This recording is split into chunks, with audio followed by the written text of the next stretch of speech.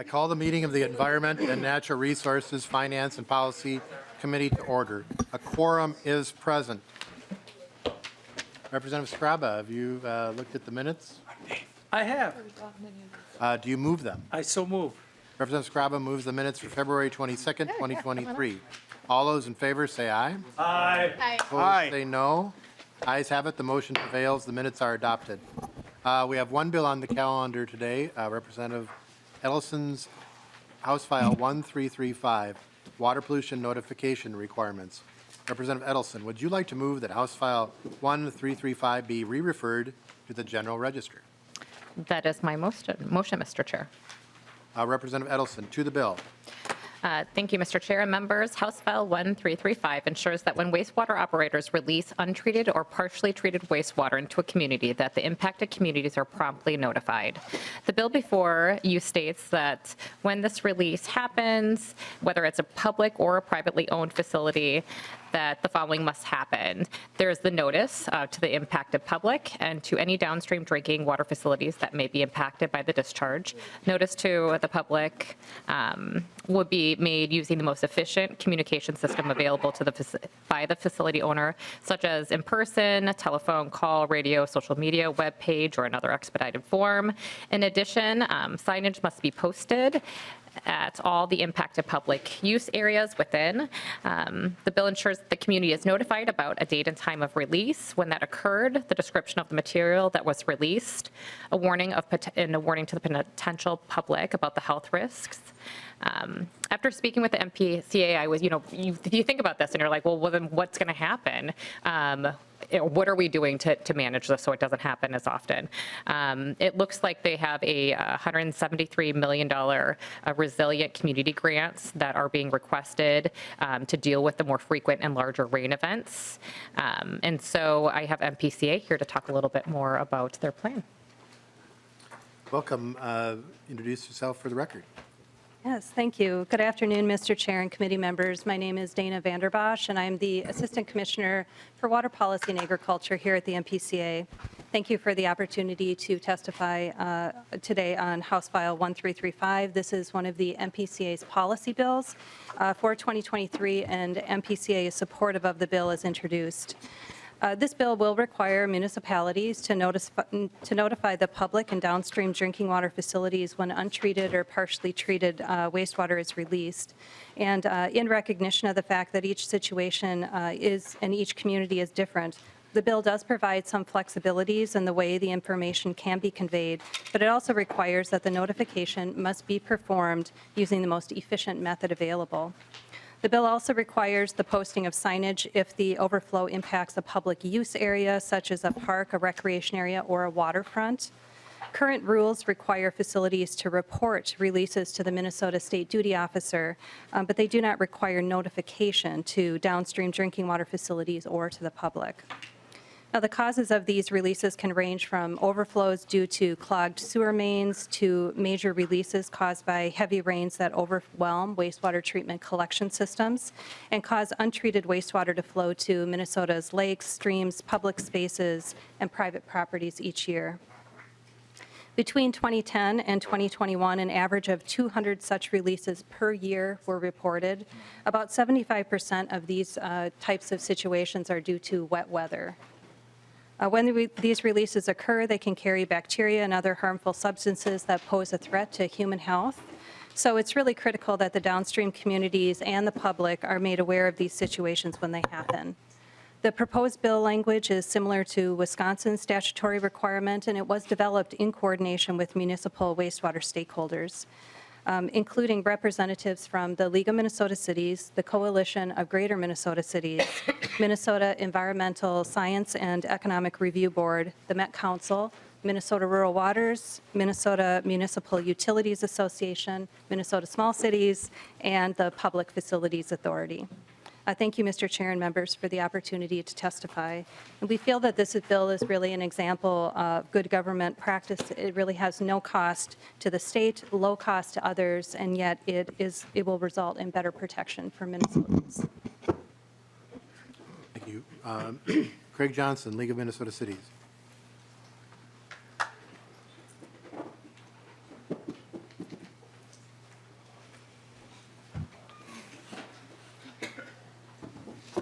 Welcome, and state your name for the record. Thank you, Mr. Chair, members of the committee. Craig Johnson with the League of Minnesota Cities. Happy to be here today supporting House File 1335. As Assistant Commissioner Vanderbosch just mentioned, this is a bill that has been worked on for several years to get the language in the shape you see today. It is an important thing to determine how best to get information out when there is an accident or a weather event that causes an overflow or a spill of sewage. And this language was developed to figure out a way that balances the emergency needs of the public utilities staff who are trying to respond to the fact that there is a spill occurring with getting the notification out in the most timely possible way to let people know where that is affecting and what effect it might have. So we do support this, and we are thankful to the author and the agency for working with us over a long period of time to do that. It was also, as the letter indicated in your packet, and as the Assistant Commissioner just noted, there's a long list of city-affiliated groups that support this, and we are pleased to be seeing it in front of you. Thank you. Is there anyone else in the audience that would like to testify for or against the bill? Anyone else? Any questions from members? Representative Heinzman. Thank you, Chair. Representative Edelson, I'm looking at lines 1.17 and also 115 statute, Minnesota statute 115.01.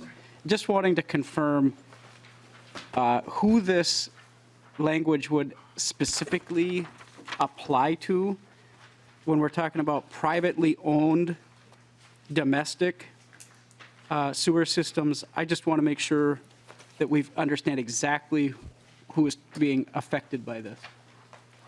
Commissioner Vanderbosch. Yes, thank you for the question, Mr. Chair and committee members. The verbiage that you see in the bill can be a little bit confusing. It does say public or privately owned domestic sewer system owner. That does not refer to an individual homeowner that has an SSTS or a septic system. That is not the intention. Representative Heinzman. Thank you, Mr. Chair.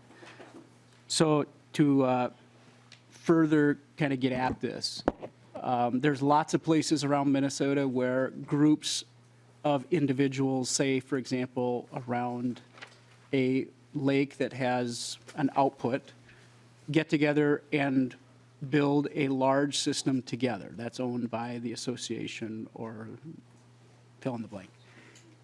Potentially, could that be affected, that example, or is this really more narrow than that? Commissioner Vanderbosch.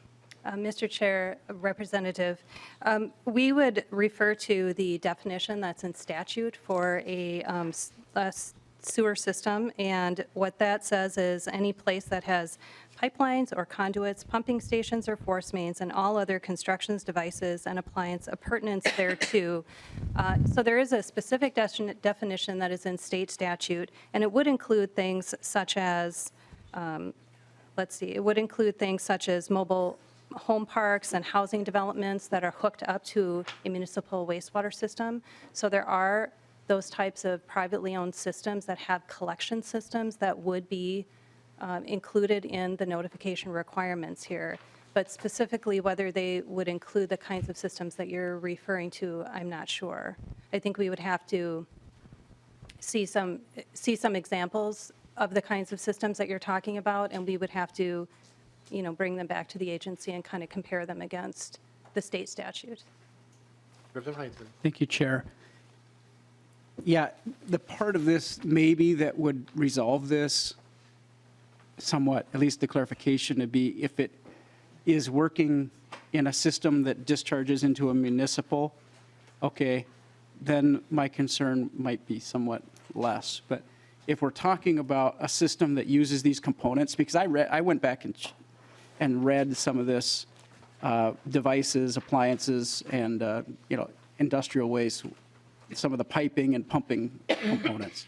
Quite honestly, that's in virtually every mound system that I'm familiar with around the state is that sort of mechanism. So I'm not sure that we're getting at it specifically, except when you mention potentially a system that is designed to hold sewage and then transport it to a municipal waste facility. So under that, I'd be okay, but it sounds like we do need some clarification, Mr. Chair, because I wouldn't want this to be misunderstood. Commissioner Van der Bosch. Mr. Chair, committee members, I think we can go back and we can have more conversation about it to see if your specific situation would be covered or wouldn't, and work through the language. I will say that septic systems, whether we're talking about an individual one or even a community septic system, were not intended to be in this bill. And so we do have statutory definitions of SSTS or septic systems, and those kinds of systems are more, they're like mini wastewater treatment facilities with tanks. And this bill is really intended for collection systems that are receiving large quantities of water that, can be discharged and, released and discharged in an unauthorized way that can impact public waters. So we are not intending to include community septic systems or septic systems necessarily in this bill. And so I think we can go back and we can clarify that language and work with you on this. Thank you, Mr. Chair. Representative Heisman.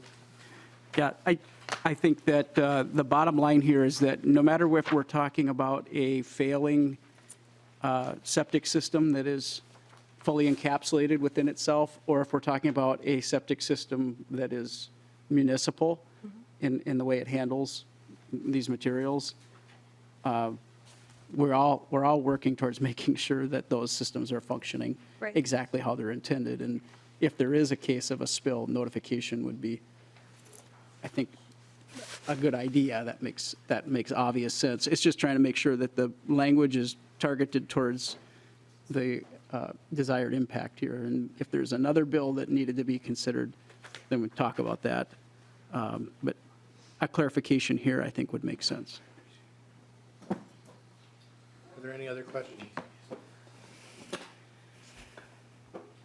Members, just, as we move towards building bills and moving towards the deadline, so sending a bill to the general register, it still exists and is viable to be included in the omnibus bill. Representative Edelson to close. Thank you, Mr. Chair, and thank you, Representative Heinzman, for your good questions. I think that, of course, if you have a discharge of this nature, I think the public deserves to know. So happy to carry the bill, and thank you to the League of Minnesota Cities and MPCA for their work. Thanks. Representative Edelson renews her motion that House File 1335 be re-referred to the general register. All those in favor, please signify by saying aye. Aye. All those opposed say no. The motion prevails. The bill is on its way to the general register. Next up, members, we have Minnesota Pollution Control Agency budget presentations. We have about 25 minutes for presentation and 45 minutes for questions. Welcome, Commissioner Kessler.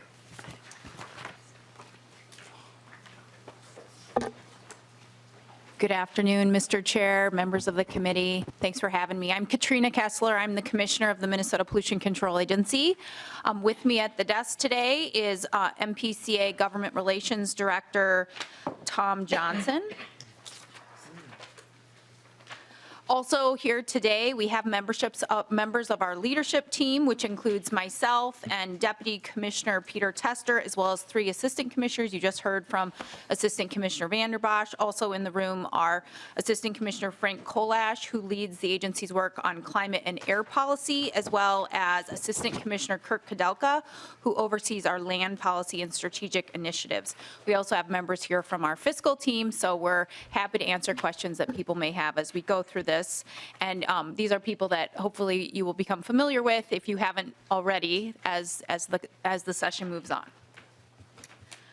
So we're here to provide an update on the budget, or to provide an overview of the budget, but I also just really appreciate the opportunity to provide an overview of the agency's work. All of MPCA's work is rooted in our mission, which is to protect and improve human health and the environment. Our priorities reflect the needs of the agency in order to carry out that mission, which include restoring staff levels and funding our core work, responding to historic environmental threats such as PFAS and climate change, analyzing and managing and modernizing our approaches to data to be more efficient and effective, and investing in our partnerships with local governments, sister agency, tribes, and regulated parties. As of today, there are approximately 229 state laws which govern the MPCA's work. One difference between the Minnesota Pollution Control Agency's authorities and some of the other agencies is the extent to which our statutory authority is rooted in a mix of federal and state laws. The MPCA is delegated by the federal government to implement federal laws in Minnesota, including the Federal Clean Water Act, the Federal Clean Air Act, and the Resource Conservation and Recovery Act related to how we work with solid waste. Every day, the MPCA provides a set of core services to protect the health of Minnesotans and the environment. We continuously monitor air, land, and water for pollution. We issue permits and enforce regulations. We work with communities as well as partners and regulated parties to provide education and to prevent pollution. When there is pollution, we investigate it and are in charge of cleanup activities. We respond to emergencies and spills, and we write rules and policies that reflect an ever-evolving scientific landscape. The MPCA employs state staff across the state, which are based in 6 regional offices and St. Paul. So this enables our staff to be more closely linked to the communities that we serve. It makes performing field work more efficient, like monitoring, and it facilitates quicker response when environmental emergencies and other situations occur that require prompt investigation. Before we dive into the budget proposals, I think it's helpful to provide an overview of our budget. The MPCA's work is funded from a variety of sources, the largest of which are the Environmental Fund and the Remediation Fund. We also receive federal funds and special revenue from income agreements with ones such as the one that exists between the Minnesota Pollution Control Agency and the Public Facilities Authority for the work that we do in partnership with them to evaluate wastewater plans and priorities specifications for wastewater treatment plants. And I do want to note that while the 3M Settlement Fund makes up a large slice of the pie that you're seeing, those dollars are managed separately and appropriated according to the terms of the settlement agreement. The Minnesota Pollution Control Agency and the Department of Natural Resources are co-trustees for those earmarked funds. In addition to providing an overview of the agency, we're here today to provide you with a summary of our budget proposals. And based on a wide range of environmental challenges that are facing Minnesota today, our agency has identified 3 key priority areas for work moving forward. These priorities are reflected, and you'll hear more about them in our budget proposals. The first priority area is to provide transparent, accessible, and accountable service. Minnesota businesses, permit holders, and the public, who are our customers, expect this from us, and we share that expectation for ourselves. Our agency needs additional resources to maintain core services and to deliver on those expectations. Secondly, we are focused on understanding and addressing PFAS holistically, and I know that your committee has been discussing PFAS, so I expect that this is not a surprise to you. These are the extremely persistent forever chemicals that pose a significant threat to human health, and we are motivated to understand current levels of PFAS in fish, water, air, and releases from permitted facilities, while also finding ways to minimize and avoid exposures. And finally, we recognize that climate change is impacting Minnesotans all over the state, and these impacts are only growing. We are working hard in partnership with local and tribal governments to collaborate on efforts that build climate resilience and reduce greenhouse gases. In addition to these requests to directly advance the work in the priority areas, MPCA's budget proposals are designed to help with ongoing work for our agency to protect human health and the environment. That includes supporting partnerships that help MPCA accomplish its missions around waste management and several technical or low-cost proposals. So I will just say that our budget proposals are ambitious, but I do want to point out that 73% of what we are proposing is for grants and assistance.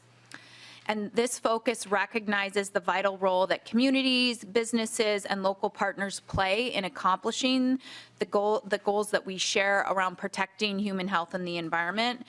And I also want to note that as part of our work to prepare for the February forecast, we became aware that there may need to be an adjustment to the environmental fund appropriation requests in the out years, and that we're already talking with MMB and the governor's office as well as legislative fiscal staff to that end, and we are committed to continued coordination to make sure that all of our proposals support a balanced fund statement going forward. So first and most critically, the MPCA needs an operating adjustment to maintain the current levels of services. Doing business costs more every year. The cost of labor, supplies, insurance, transportation, technology, and facilities are increasing, just as they are for the business community.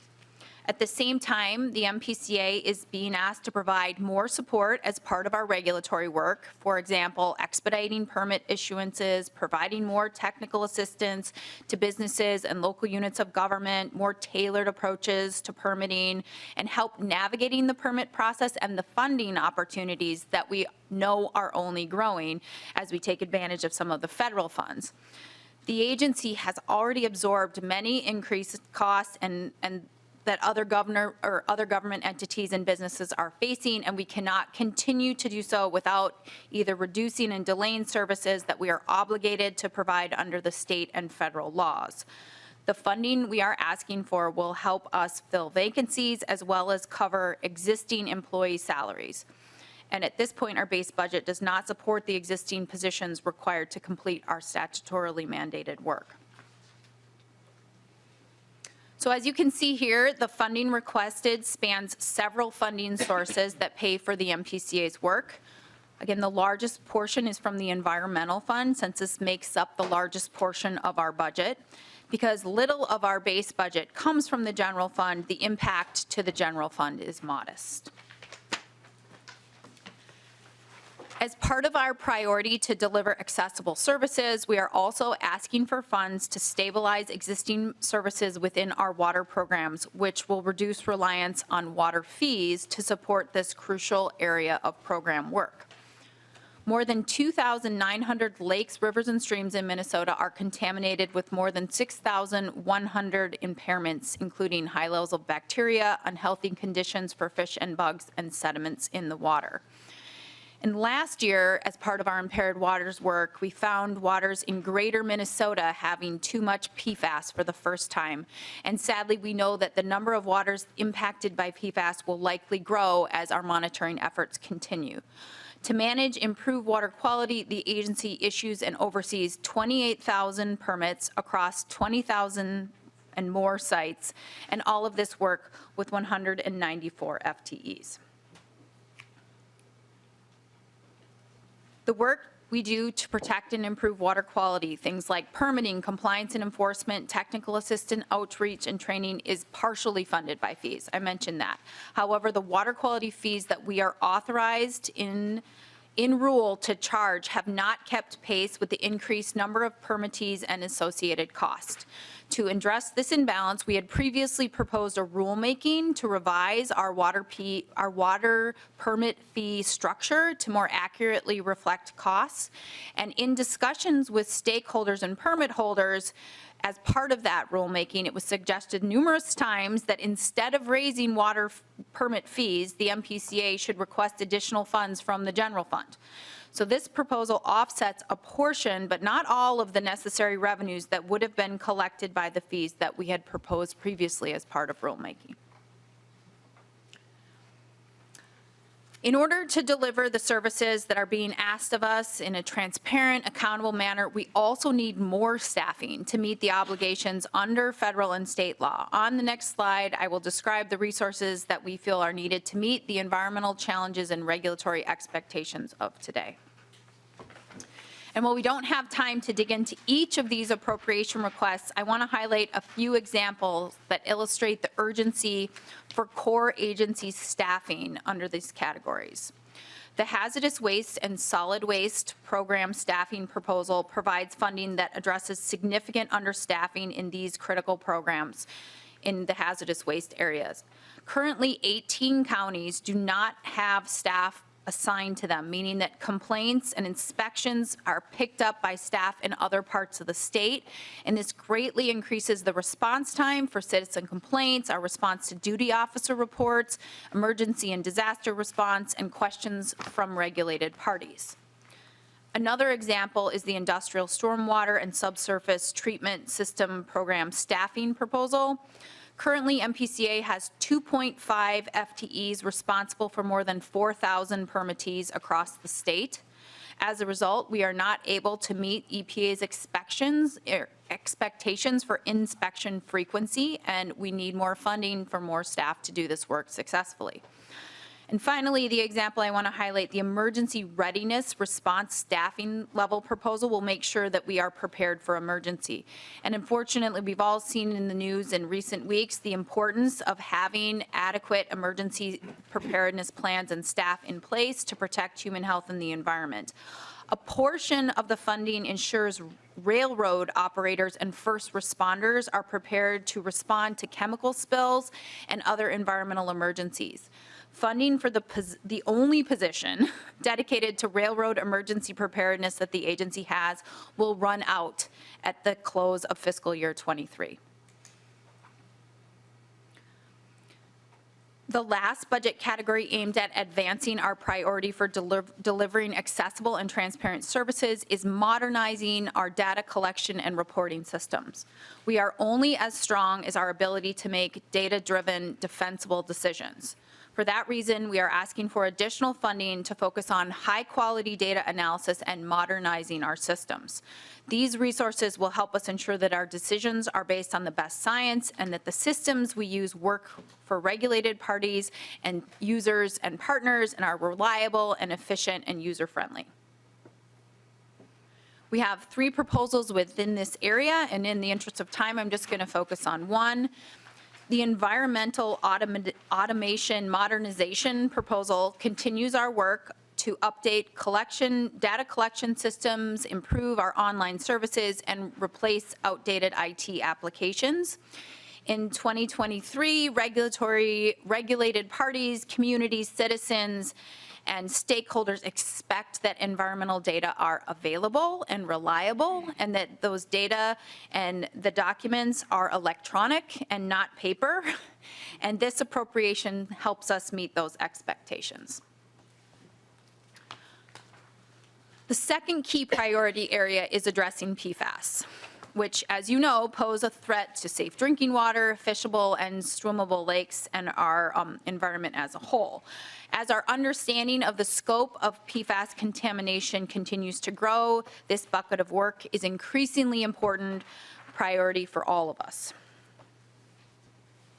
The first proposal in this area would support an increase in technical staff needed to comprehensively implement Minnesota's PFAS blueprint. So you may remember more than a year ago, we put out a PFAS blueprint that helps us collectively think about how we can monitor, manage, mitigate PFAS, and staff are needed to protect Minnesotans from the hazards of PFAS pollution and respond to the changing regulatory landscape around this issue. We currently have 1 staff person who is assigned to PFAS, and I'll just say that for context, Michigan has 13 people that are working on PFAS, and I think we need to recognize the expectations that we have and that others have for us on this issue.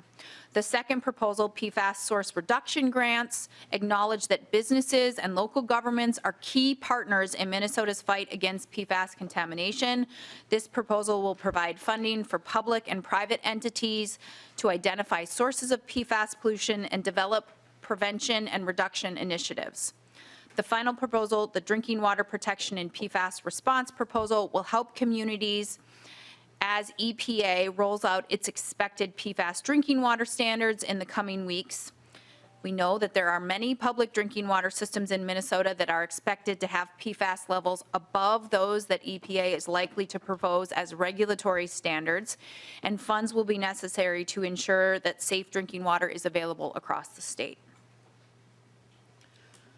Our third budget priority area is funding for the critical work to address the impacts of climate change. In September of last year, the Climate Change Subcabinet released Minnesota's Climate Action Framework. It was developed with input from more than 3,000 Minnesotans and guides our work on how to address and prepare for the changing climate in the coming years. It identifies immediate, near-term actions that we need to take to achieve our vision of a carbon neutral, resilient, and equitable state.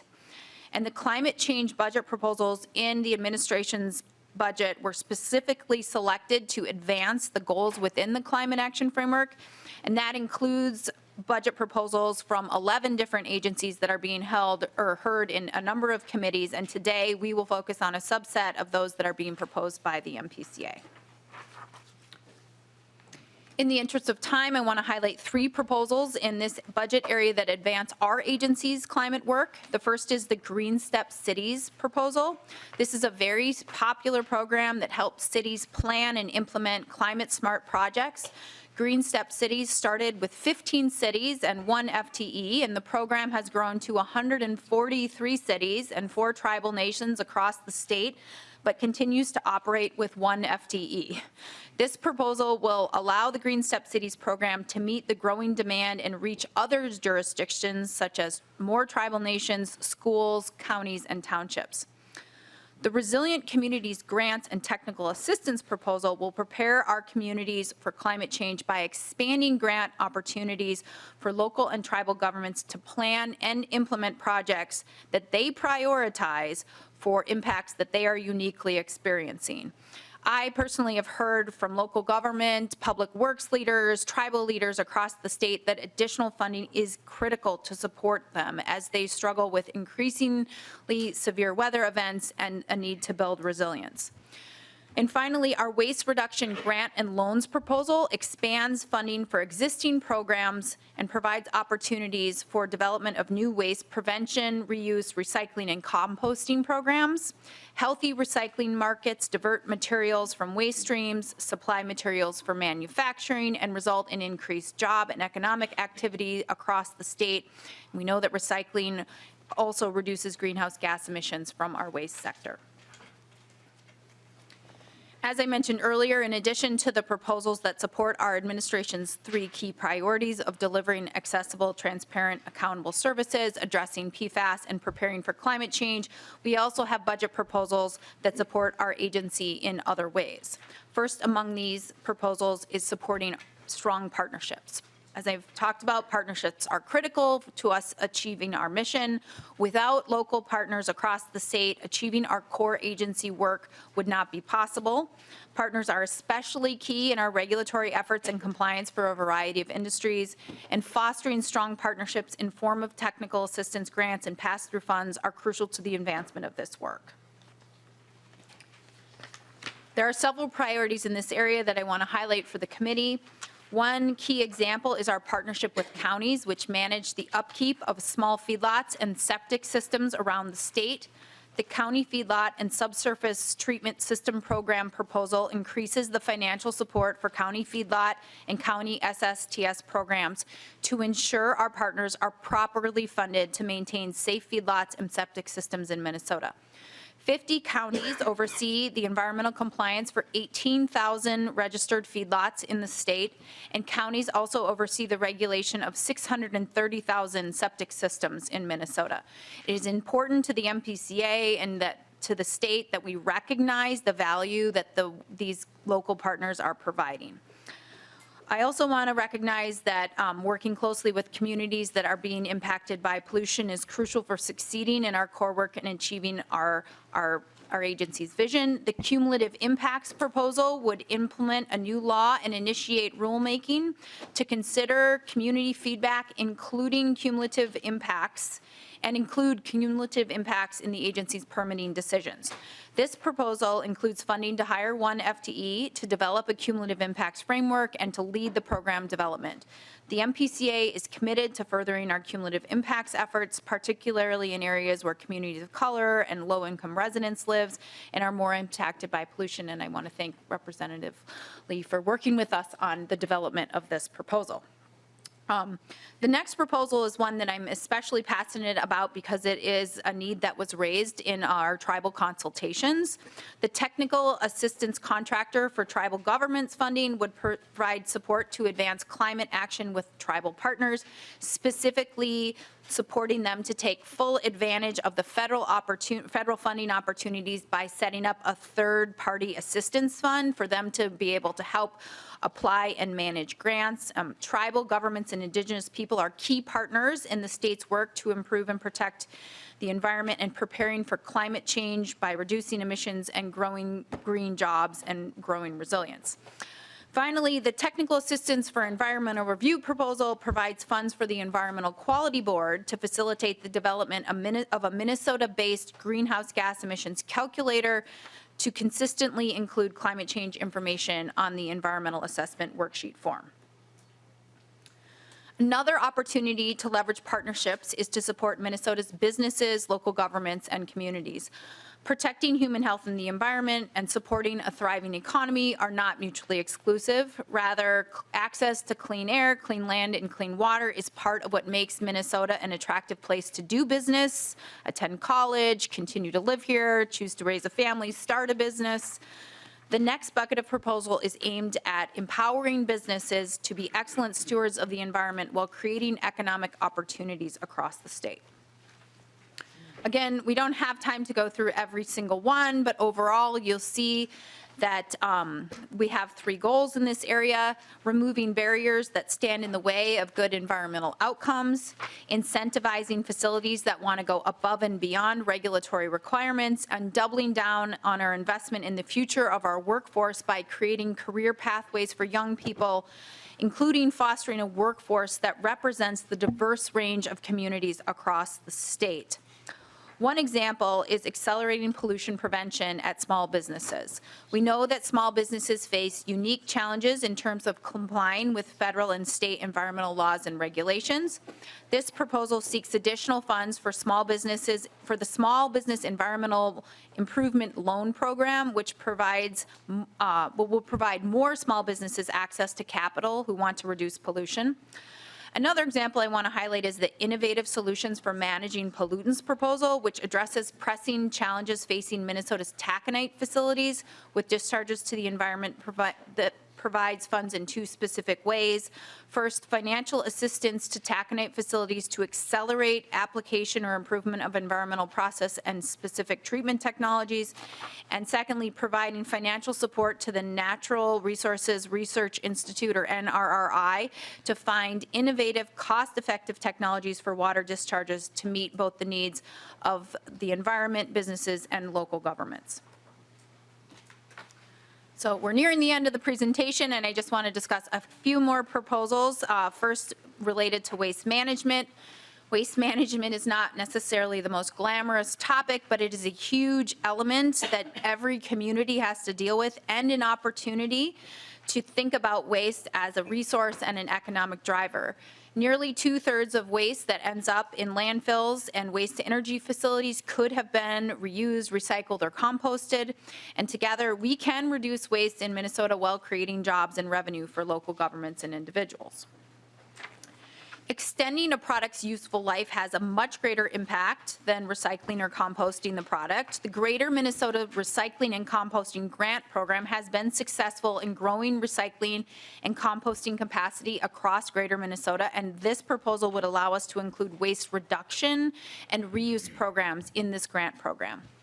Secondly, I want to highlight the MPCA's Capital Assistance Program for counties, which provides financial and technical assistance to local governments for recovering materials and energy from waste and minimizes the need for land disposal.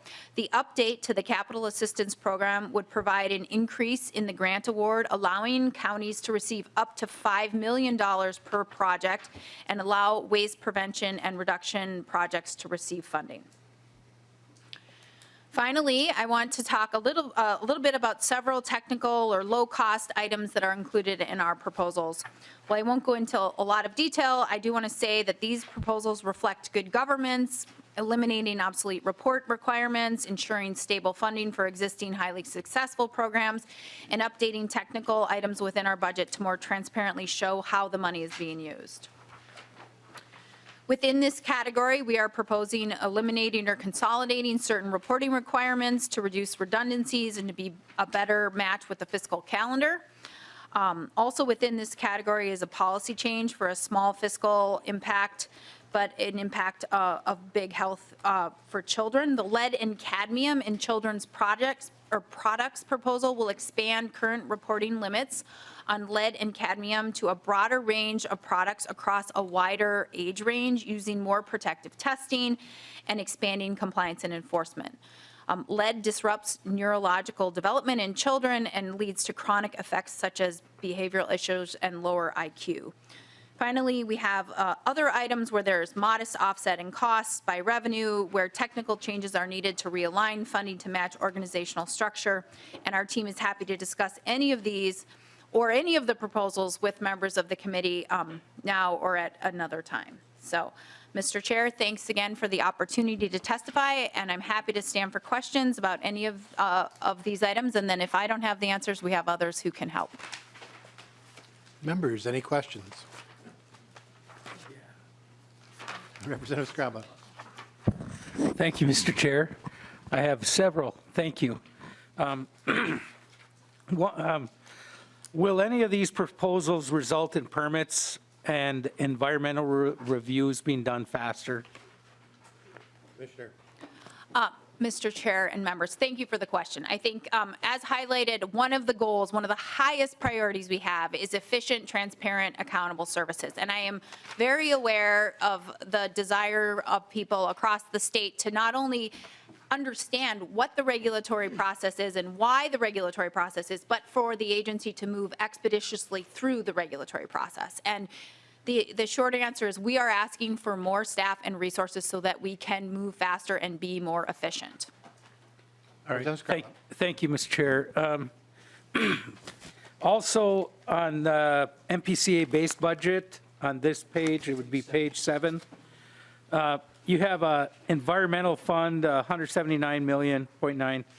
What is that? What is the environmental fund? Commissioner Kessler.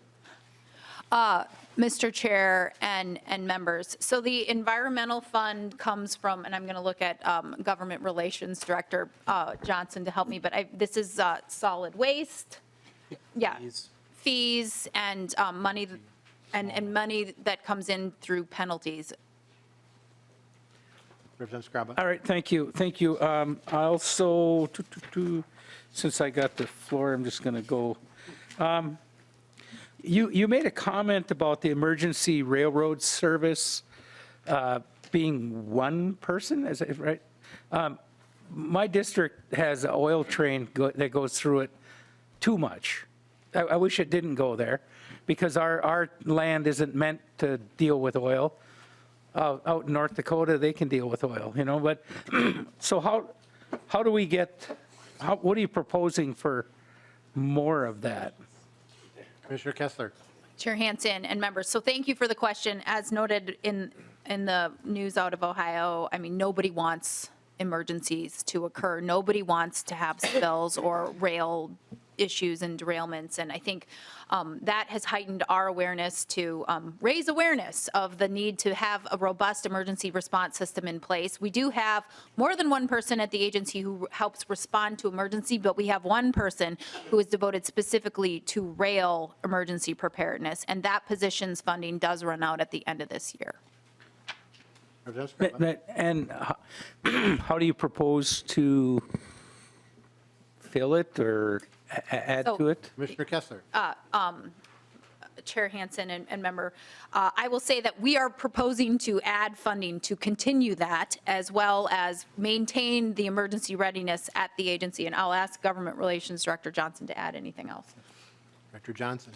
Thank you, Mr. Chair. And Representative Scraba, the funding for that particular position used to come from the funding source that Commissioner Kessler is referring to running out is coming from the rail and pipeline safety account, which came from an assessment that was made to the railroads.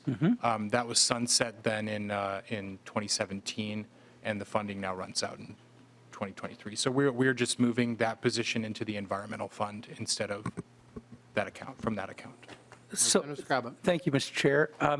So who initially funded or triggered the funding that the railroad was paying into it? What agency did it pay that fee into? Director Johnson. Thank you, Mr. Chair. And this was an assessment that came to account that was managed by the Department of Public Safety, and they transferred funds over to the MPCA specifically for these chemical releases and that type of work. Thank you, Mr. Chair. I'm starting to get spider sense going off here. So the railroads are not contributing anymore to operate those hazardous materials in an area, so there's no fund for that? Is that, can I say that, or is that close? Director Johnson. Thank you, Mr. Chair. Yeah, yes, that particular account has sunset, and I believe the Department of Transportation is looking for some of their, I wouldn't speak to their proposals, but I believe that they are looking to directly assess the railroads for some of their inspectors. There's, I believe, some interest in revitalizing that old account, but that's currently. Representative Scrabba. I apologize, but so if there were to be a derailed train in my district and oil goes out, and let's say everything is sunsetted, there's nothing to, you guys have, is there a way you can trigger this to get the railroad to pay for this person? Or, I'm trying to figure this out here, so. Representative Scrabba, I think for years, Representative Hornstein has had a bill to add railroad safety, and they were blocked somehow, year after year after year. Okay. I think he's got a bill you could probably co-author on, and in the Senate, but Yep. Commissioner Kessler. Yeah, Chair Hansen and Representative. So this all is correct about the funding for the proposal. Certainly when there is an emergency response that results in pollution that occurs within the state of Minnesota and violates water quality standards or other laws, we have the ability to take enforcement action. But to the specific question about the funding for the proposal, it is no longer linked to the railroad. All right, thank you. Thank you, Mr. Chair, thank you. One more, maybe? Yeah, a few people on the list. Yep, sorry. The EPA drinking water regulation standards for PFAS. And it is the new thing coming forward. And you are trying to set something up to anticipate this? Is this what I heard correctly, Mr. Chair? Commissioner Kessler. Chair Hansen and Representative Scrabba, yes, you are correct. So we have been following the federal announcements or the pending federal announcement, been participating in pre-calls and early discussions about what the draft numbers are likely to be, and they will be much lower than the Department of Health's health advisories that currently exist. And based on monitoring that the Department of Health has done, we know that facilities around the state will incur additional costs if they have to meet the lower levels set by the federal government, and those numbers will be enforceable. We are expecting that the draft numbers from EPA will come out. They should have already been out, but the latest they've said is March, so tomorrow is March, so soon. And then they have to go through a rulemaking process, and they have said that they would be final by the end of this year. And so recognizing that the costs will be immediately something that communities across Minnesota will be thinking about, we are asking for dollars that could be in a fund that communities could access. All right, thank you. Thank you, Mr. Chair. Thank you. Gilman. Thank you, Chair. Quick question around waste management. Page 25, it talks about 2/3 of waste ends up in Minnesota's landfills. And we talk about recycling options. So in the budget, is it under climate, the waste prevention and reduction grants and loans? Is that where recycling would go under? Or, like, unless I'm looking at the wrong one. Director Johnson. Thank you, Mr. Chair, and Representative Gilman. Yes, there is a piece under the climate package that is waste management, and that is in recognition that waste generated and that ends up in landfills does contribute significantly to greenhouse gases. And so any recycling that we can add would divert from those greenhouse gases. So there are a number of provisions within that proposal that would increase recycling rates, market development, as well as food waste, reducing food waste and other items, increase to score grants going out to counties. So there's a number of items within that larger proposal. Representative Gilman. Thank you, Chair. So just a follow-up question or wondering, are you in communication then as cities and counties go away from, take recycling out of their cities? It's been happening all over my district right now. And do they communicate with you on the hardships that they're facing financially with that, or why that's happening? Now currently, like, I would have to drive all of mine 15 plus miles away, one way, to do that. And that also affects climate, having to drive. And as we, are doing different things around the state with our energy plan, I'm concerned about how many miles traveled it's going to take to impact this. Commissioner Kessler. Chair Hansen and members, yes, that is a concern that we share as well, and we do work very closely with solid waste managers and counties across the state.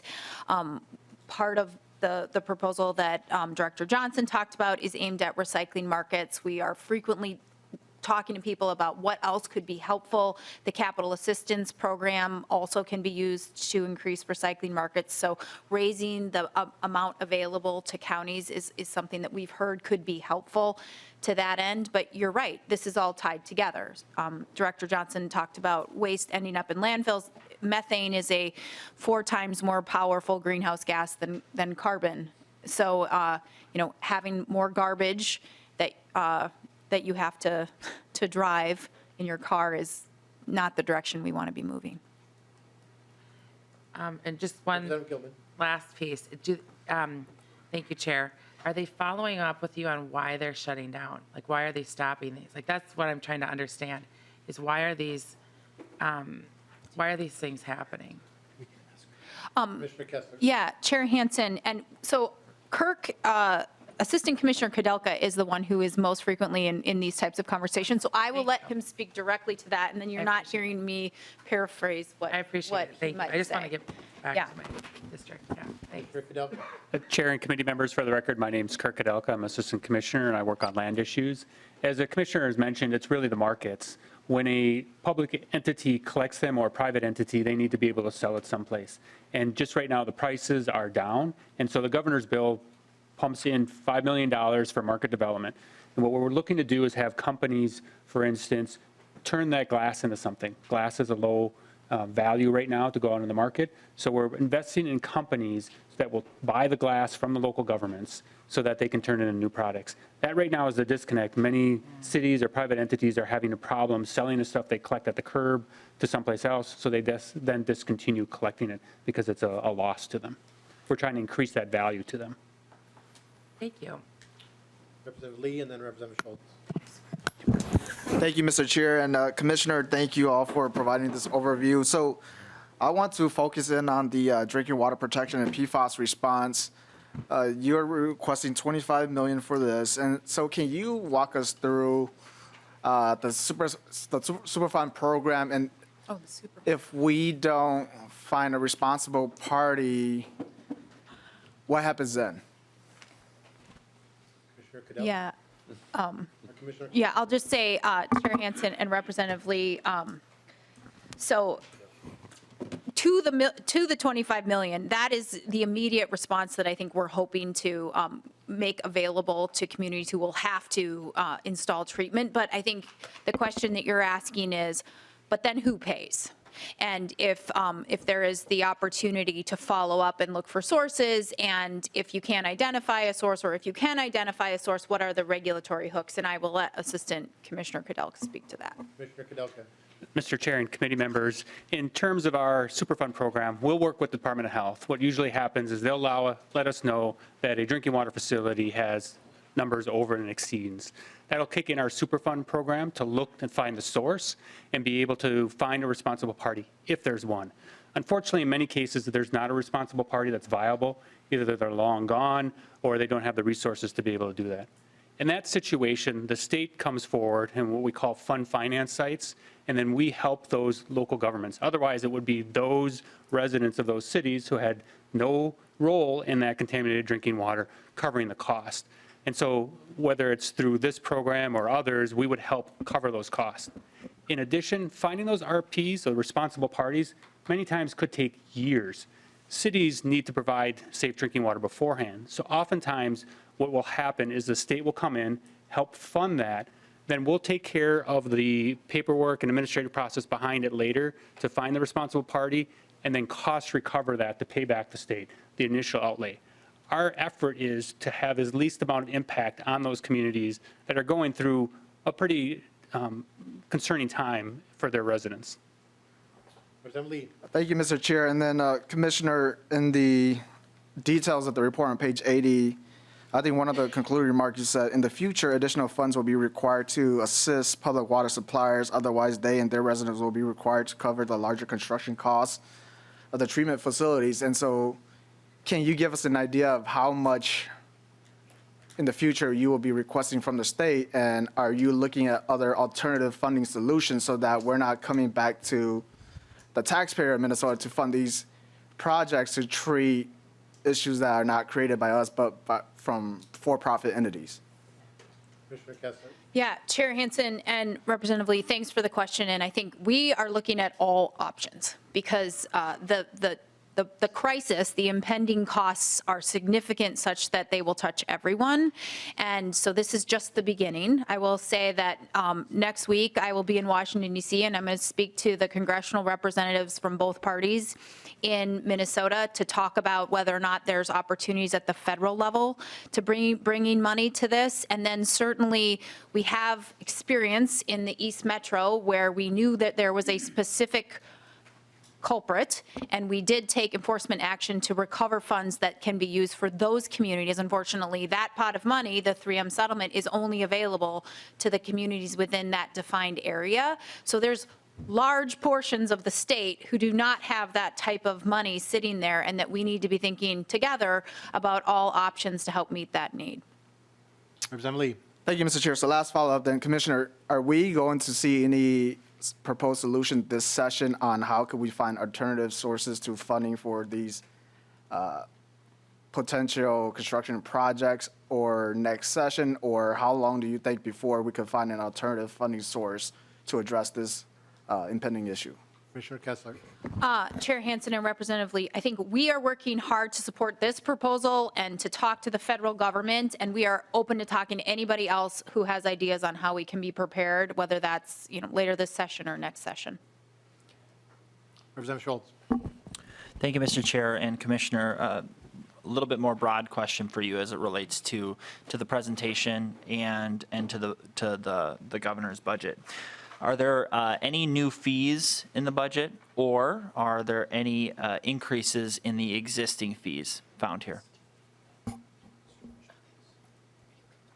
going to ask Director Johnson to speak to that question. Thank you, Mr. Chair. And there are two new fees that we're assessing in the above ground storage tanks proposal. We are creating a fee structure, and then also we have the chloride reduction training where we're granting a fee authority to the agency for that. Representative Schultz.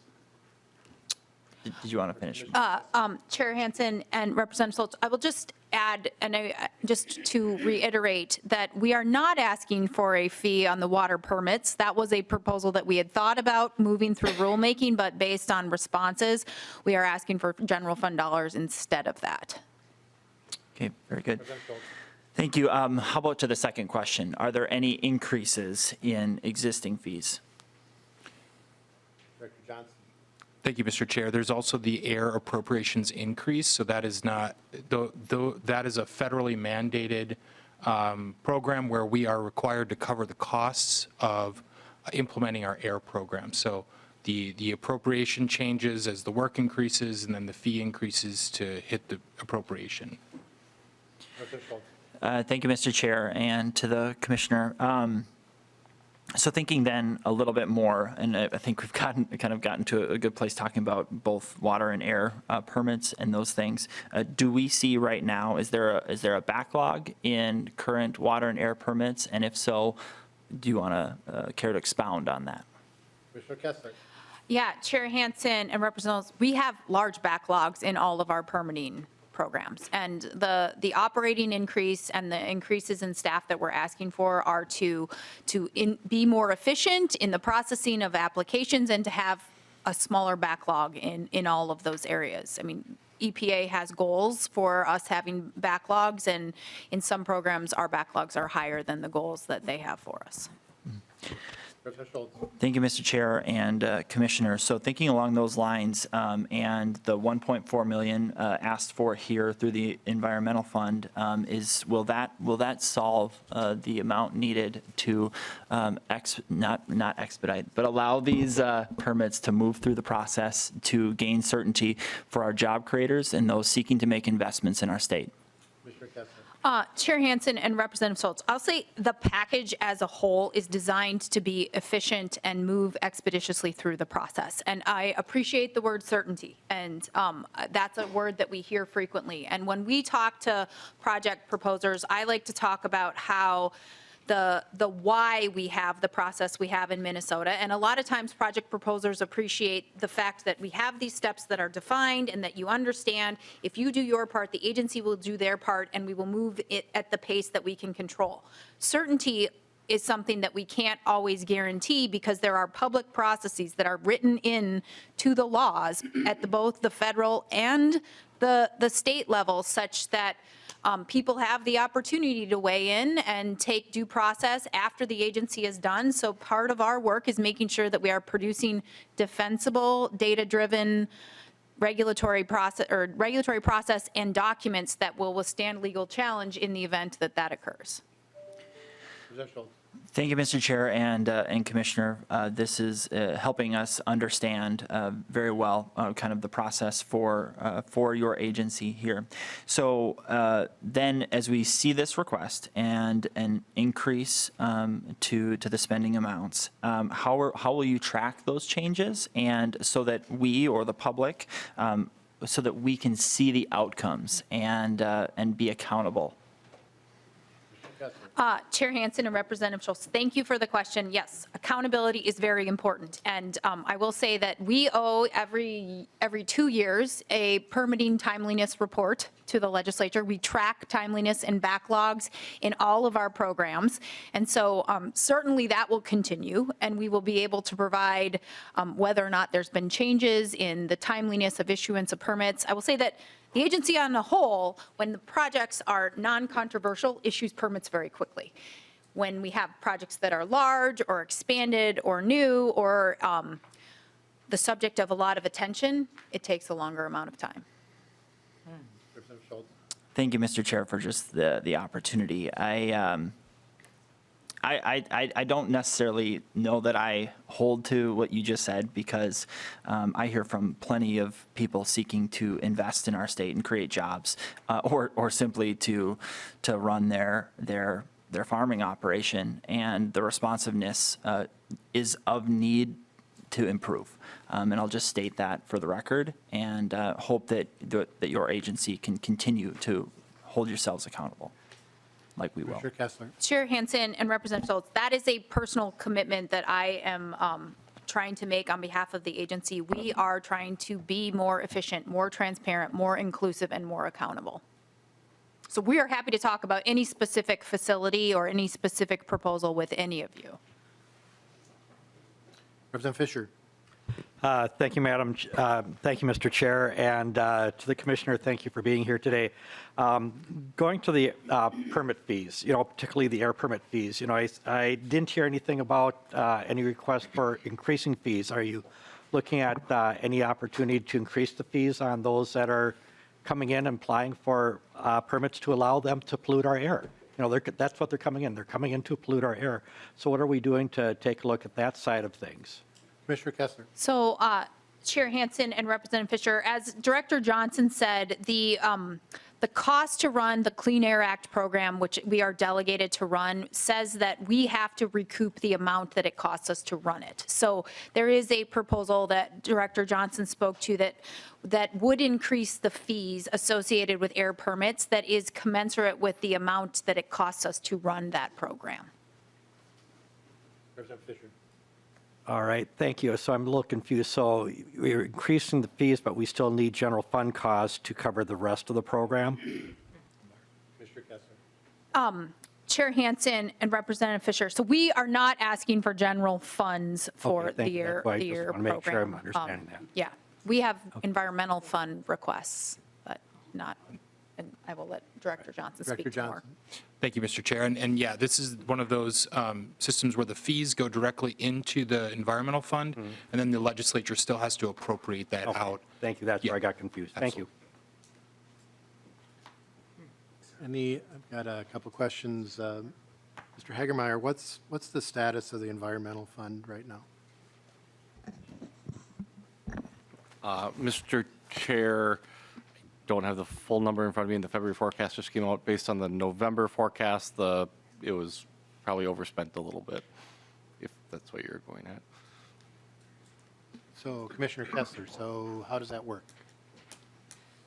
Yeah, Mr. Chair, and so this is I mentioned this in the presentation. We became aware that there might have been a discrepancy in the November forecast versus what we had proposed, and we are working to make sure that whatever is proposed within the environmental fund will balance in the end. So some of the things we've talked about is making slight adjustments to some of the environmental fund proposals. And Commissioner, does that require statutory corrections and adjustments? Yeah, go ahead. Director. Thank you, Mr. Chair. And no, the underlying fund is in good shape. It's really the amount that we're suggesting in the governor's budget to appropriate from the fund. So there might be some small changes that we might need to make as part of the revised supplemental. We're working again with the governor's office and MMB to get those suggestions to the legislature, and happy to continue to work with Mr. Hagemeyer and the committee on exactly what those might look like. But we're aware that there's that. So we tax solid waste, that goes into the fund, and then you want to spend some of the fund, but the amount you want to spend is greater than the amount that's in the fund. Is that correct? Go ahead. That is correct, Mr. Chair. Got a couple more questions here, but I do want to come back to a couple. So Representative Scraba and Representative Heinzman. Thank you, Mr. Chair.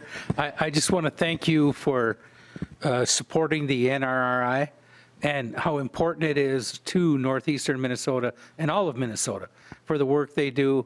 And I'm glad to see that it's included. Director Rolf Weberg was in my office earlier this year, and it's such a knowing that the process goes through the way it does. And I really want to thank you for including it. So thank you, Mr. Chair. Representative Heinzman. Thank you, Chair. Just back to the previous discussion. Commissioner, so we overspent by how much? Director Johnson. Mr. Chair, thank you. And Representative Heinzman, we have not overspent in the fund. It is in the proposals that are coming here are greater than what's in the fund.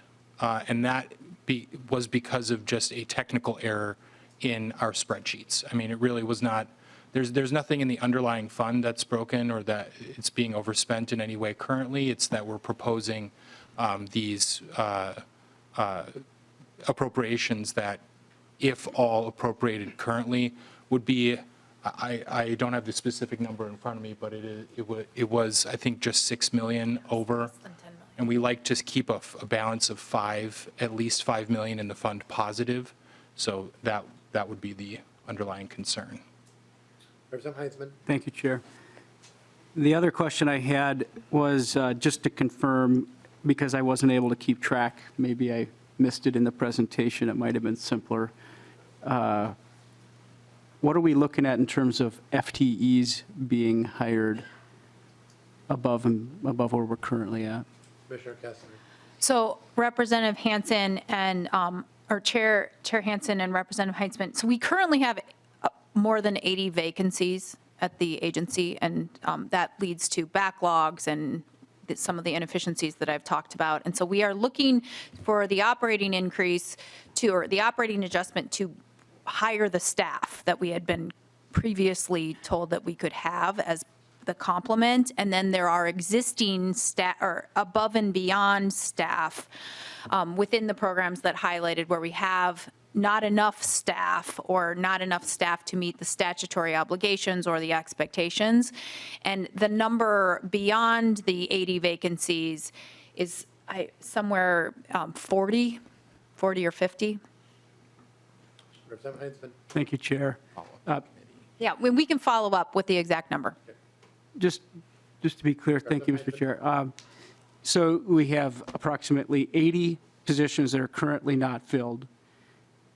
Has there been a significant cost savings as a result of those positions not being filled? So why would we come to the legislature and ask for more money? I'm just making sure that we are managing our finances properly here. Commissioner Kessler. Yeah, Chair Hansen and Representative Heitzman, I mean, this is what I was talking about in terms of the cost that we are incurring related to salaries and facilities and transportation and equipment. We are not incurring savings because the cost is going up to have the business that we have to conduct every day. So we are having to hold positions open in order to pay the staff that are there, along with all the facilities and the work, to do the work that we do on a given day. Representative Heitzman. Thank you, Chair. Just a comment. I'm not trying to be obnoxious. I just am I'm struggling with the idea that if there's 80 positions that are currently unfilled and there was an appropriation there to cover those FTEs previous, how was there was zero cost savings? But I'll leave it at that. Members, any other questions? I have a couple more. So, I've been here a while and I've heard the permitting discussion the whole time I've been here. Faster, faster, speedy, emission. Let's get it done. Let's be efficient. But we used to hear, what is the outcome of what we're doing? Mm-hmm.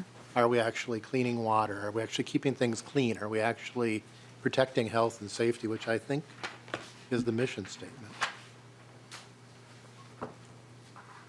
I think that's the mission statement, is to try to protect our environment for the people of the state and for future generations. So, about a week ago, 10 days ago, I think in the Star Tribune, there was a story about Big Potato's impact on water and the fees that they had overdrawn, and the penalty was minimal. I think it's hard to for the agency to come and say the general taxpayer should pick up the water fees. I'd rather you come and say, what are we going to do? What's your authority that needs to be increased to go after people who break the law, break the contracts with you, and actually pay for their mess. There's I think I probably say this wrong, but Hoogovian tax is that we tax or fee something that where a business is creating a negative externality, which would be pollution. And to come for the general taxpayers to pick up the cost of general pollution, maybe it's just me, but I think that's wrong. Mm-hmm. I understand the need about that. And, I represent an area where we had to go to court, the state had to go to court to get 3M to do things. And I can tell you, the people in that district are not happy with the result because they're still concerned about their health and safety. So the pressure is always to do things faster, do things better, to serve the clientele. But actually the clientele is all of us. Mm-hmm. And so I think we've got a lot of work to do here as we move through the budget. I think, and I understand the issue on permitting, but it's also, frankly, exhausting to see the request for the general taxpayer. I know we got a lot of money, but why should the general taxpayer pay to clean up the mess always? without some responsibility. Now, how do we do that? I think it's a challenge of trying to fill those 80 vacancies. Who's actually going to do it? How do we get the people trained to do that? How do we have people who can do that? And maybe that's not a question of money. Maybe that's a different question. But when we come in and we go through the speed, and we're going through a lot here, in a 2-year cycle, these big problems like landfills, PFAS, water quality, we're able to deal with the moment at hand. And we struggle with actually cleaning it up. And I think we've got to figure out a way to actually, prevention is better than cleanup. How do we prevent these problems from happening? But we have these legacies that are coming, and we now have spent the money on researching, and we find that the legacies are more insidious than we thought. And how do we clean them up?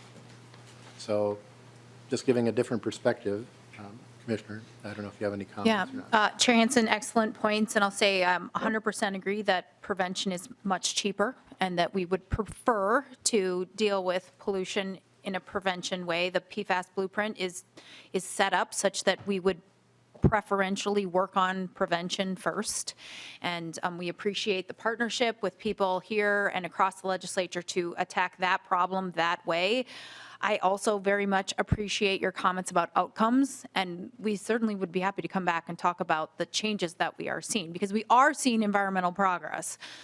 We didn't talk about that very much today, but there have been improvements in water quality and in air quality, and certainly in certain sectors of greenhouse gas reductions. Do we have more to do? Definitely, always. That's why we spend so much time talking about the challenges and the people needed to meet those challenges. And I also appreciate your comments about the who should pay for things, and that is a robust discussion that we often have with folks. I will say that currently the permit fees pay, depending on which water program you're talking about, less than 30% of the agency's cost, and we had previously suggested through rulemaking that we even that out and say 30% of the cost to run the water program should be paid by permit fee holders, and that was wildly unpopular. Municipalities, agricultural permit holders, industrial permit, nobody wanted to pay any more.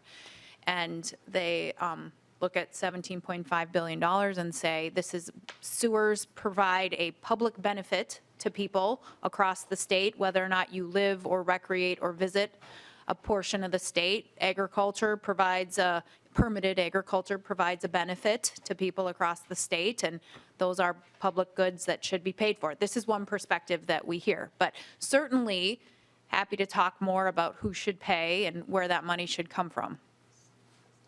Representative Heinzman. Thank you, Chair. You know, you raise some questions, Mr. Chair, and I think that the middle ground here is where we're trying to find some opportunity. And unfortunately, Aiken County is probably one of those perfect examples. The Biden administration, of course, is working to help us get the resources we need for renewable energy, but we're transporting ore from Aiken County to North Dakota.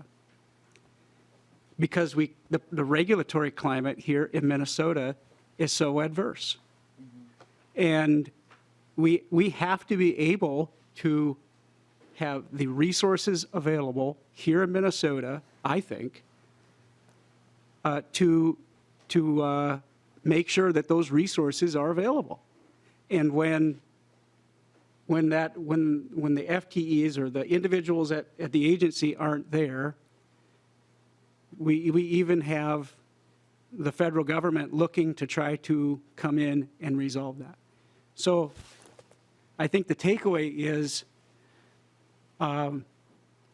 better in our backyard. I think that here in Minnesota, our Minnesota Pollution Control Agency and other regulatory bodies are better at this than North Dakota. What is the cost and what are the impacts of having to transport ore to North Dakota compared to having a facility here? And I would think that Republicans and Democrats could figure out a way to get along and work with the agencies to get them the resources they need to bring those kinds of jobs and facilities here. You know, so we have extra time towards the end of the committee today, so, we could discuss this further. I think that it is something that can be adversarial, but it really doesn't need to be. I think this is an opportunity, not necessarily a sticking point. Commissioner Kessler. Chair Hansen and Representative Heisman, we're happy to talk about the ways that we can work together. I mean, part of what I was trying to say is that we think that the environment and the work that we do with partners around protecting human health and the environment is what makes Minnesota a good place to want to locate and do business. And yes, people will say, oh, North Dakota is giving us a huge subsidy or incentive, and that may be true, but I also hear from people that they appreciate, that they understand the steps in Minnesota, and it may take longer, but they at least know what they have to do. And sometimes we hear, oh, we're going to locate here, we're going to go to South Dakota, and those facilities will say that, and 2 years later they haven't built anything in South Dakota. And sometimes it comes to be true, and sometimes it doesn't. And I think we are focused on making Minnesota a great place to live, which includes economic opportunities and a healthy environment supported by clean air and clean water. And we need to do that in partnership with all of you. I think part of the challenge is when, the Pollution Control Agency was created and we look at changes over time, and we maybe go back to the public interest, public involvement, not just the stakeholder involvement, because I'm not surprised when stakeholders say they don't want their fees raised. I'm not surprised when they say they don't want the regulation. It's not surprising. But it's the same with us. We have stakeholders contact us all the time, but we have to speak for the 42,500 people that we represent, the public. And so, and the public around the state has different opinions. And we have different opinions within our district, but that's the balance we've got to figure out. So these are tough issues, and when they're tough, they get put aside, and we'll deal with it next year, or the year after that, or the year after that. So I think Representative Lee had asked the freeway landfill, potentially,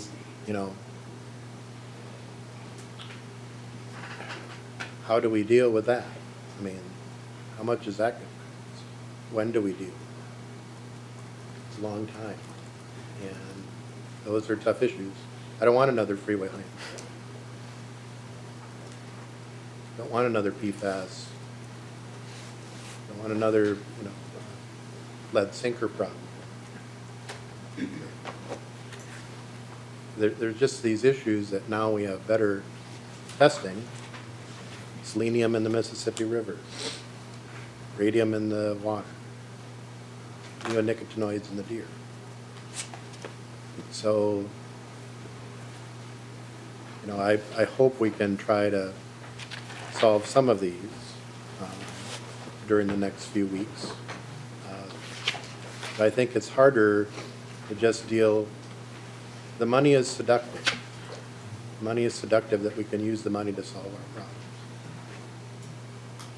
We got to figure out some other things. Members, we're adjourned.